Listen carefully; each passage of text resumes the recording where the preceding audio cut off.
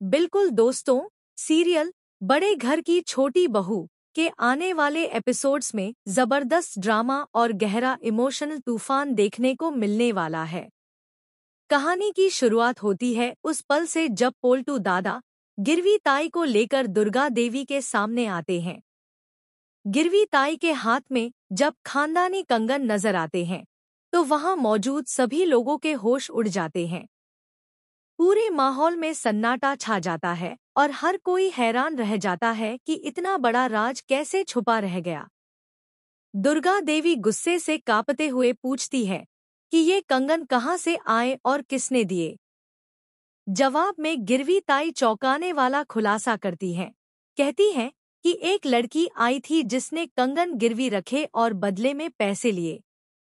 और जब दुर्गा देवी उस लड़की का नाम पूछती है तो गिरवी ताई बताती है कि वह कोई और नहीं बल्कि उनकी अपनी छोटी बहू आहाना थी।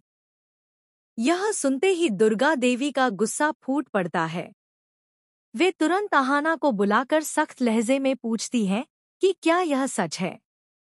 आहाना पहले तो चुप रहती है, लेकिन जब दुर्गा देवी बार बार जवाब मांगती है तो वह आंसुओं के साथ सच्चाई बयां करती है।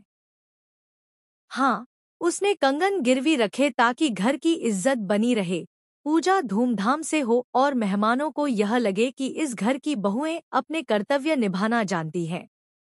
वह कहती है कि झूठ बोल सकती थी या छोटी पूजा कर सकती थी, लेकिन उसने अपनी जिम्मेदारी समझी और यह कदम उठाया। इस पर वहां खड़ी तीनों बहुएं भी उसका साथ देती हैं और बताती हैं कि यह फैसला उन्होंने मिलकर लिया था, आहाना अकेली जिम्मेदार नहीं है। दुर्गा देवी और ज्यादा नाराज हो जाती है।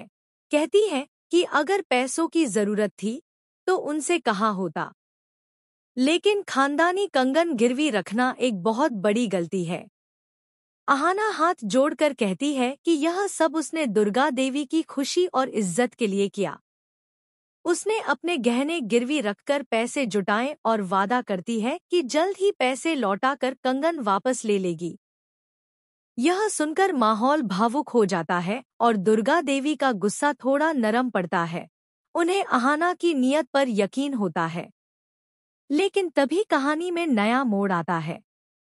पोल्टू दादा और बड़ी बुआ मिलकर घर वालों को भड़काने लगते हैं। कहते हैं कि छोटी बहू ने अपनी मर्जी से इतना बड़ा फैसला लिया, कल को और भी बड़े कदम उठा सकती है। इससे घर की मर्यादा टूट जाएगी। दुर्गा देवी अब द्वंद्व में होती है, क्या आहाना को माफ किया जाए या सजा दी जाए। अंततः वे चारों बहुओं को बुलाकर कहती हैं कि उन्होंने घर की इज्जत बचाई है, मेहनत की है, इसलिए इनाम की हकदार हैं, लेकिन साथ ही झूठ बोलने और कंगन गिरवी रखने के लिए उन्हें सजा भी मिलेगी।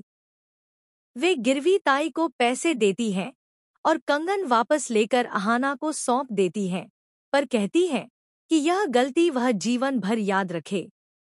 फिर भी वह आहाना को गले लगाकर माफ कर देती हैं और हिदायत देती हैं कि आगे से कोई भी बड़ा फैसला उनकी इजाजत के बिना न ले।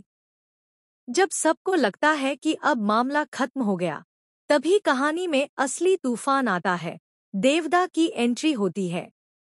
वही शख्स जिसे देखकर दुर्गा देवी का पुराना प्यार जाग उठता है।